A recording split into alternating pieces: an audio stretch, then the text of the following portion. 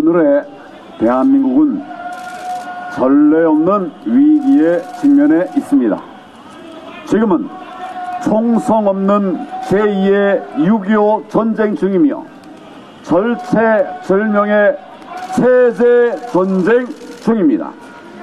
대한민국은 자유민주주의냐 공산주의냐 그 기로에 서 있습니다. 윤석열 대통령의 12.3 비상계엄 선포는 헌법상 보장된 대통령의 고유 권한이자 고도의 통치 행위입니다. 그동안 대한민국에서는 선관위의 거듭된 조작질로 인해서 부정선거로 당선된 가짜 국회의원들이 가세해서 국회를 침탈하고 대한민국의 국헌을 물남게 했습니다. 국민의 참정권은 부정선거로 인해서 무도하게 탈취당했습니다. 이로 인해서 헌법 제1조 모든 권력은 국민으로부터 나온다는 국헌이 부정선거 세력에 의해서 유린당했습니다. 여러분, 누가 내란 죄를 저지른 것입니까? 이러한 국가 비상 사태에서 윤석열 대통령이 만일 계엄을 선포하지 않았더라면 국가 존립 자체가 위태롭게 되었을 것입니다. 그러나 국민의 표를 훔쳐 국회에 들어간 가짜 국회의원들은 오히려 대통령이 내란을 일으켰다는 터무니없는 주장으로 대통령을 탄핵 소추했습니다.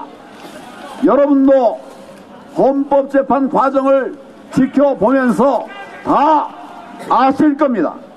저들 반국가 세력들은 민주당 국회의원 박선원이 조작해서 만든 홍장원의 메모를 근거로 해서 곽종근이 위증하도록 부추긴 다음에 이러한 위증을 토대로 해서 대통령이 내란을 일으켰다고 하는 터무니없는 주장을 하고 있는 것입니다.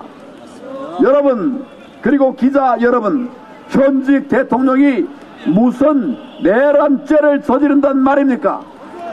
이게 말이나 됩니까? 세계 어느 나라에서도 이런 사례는 없습니다.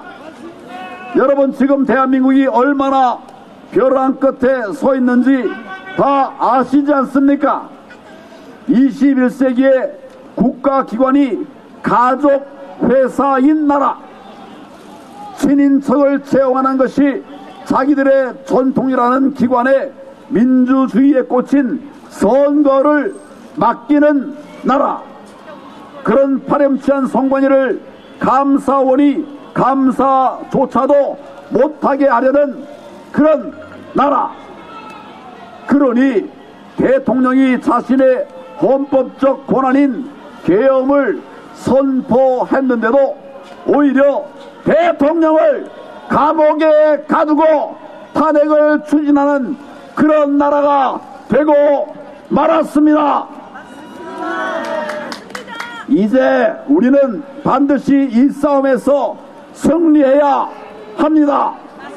절체절명의 체제 전장에서 기필코 이겨야 합니다. 대한민국의 법치는 이미 무너졌습니다. 대통령을 불법 영장으로 불법 체포하고 불법 구속을 했습니다. 이래도 되는 겁니까? 법치가 무너진 상태에서 오직 국민만이 이를 바로잡을 수 있는 상황이 됐습니다. 그래서 지난 3월 1일 여의도 그리고 광화문을 비롯한 전국 각지에서 1,000만 시민들이 거리로 나선 것 아니겠습니까? 대학생은 물론이고 중고등학생들까지 탄핵 기각과 부정선거 규명을 요구하는 목소리를 높이고 있습니다. 저는 지난 1월 24일부터 대통령 석방 및 탄핵 기각을 요구하는 청원 전화를 개설했습니다. 어제까지 105만 명이 동참을 해 주셨습니다.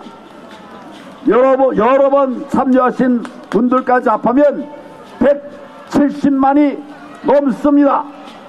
이렇게 단기간에 이처럼 기적적으로 많은 국민들이 참여한 것은 바로 국민이 원하는 것이 윤석열 대통령 탄핵 기각, 바로 그 사실을 단적으로 보여주는 증거입니다.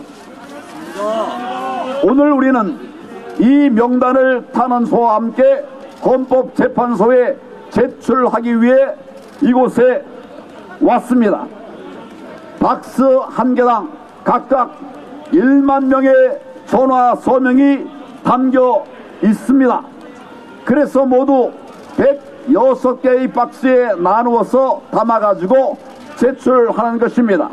총 105만 4,237명분입니다.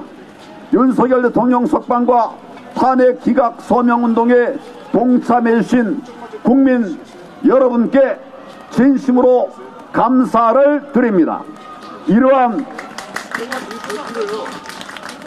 이러한 국민적 열망에도 불구하고 만약 헌법재판소가 정당성과 절차적 합법성을 모두 상실한 이 탄핵 소추를 인용한다면 그 파장은 이루 말할 수 없이 일어날 것입니다. 걷잡을 수 없는 그런 번져가는 이런 폭동이 일어날 것입니다. 그 누구도 통제할 수 없을 것입니다. 대한민국의 안정을 회복하고 국민적 분열을 방지할 수 있는 유일한 길은 윤석열 대통령의 탄핵안을 기각하는 것, 바로 그것밖에 없습니다. 헌법재판소에 대한 국민의 신뢰가 회복되기를 바라면서 헌법재판관들의 현명한 판단을 기대합니다.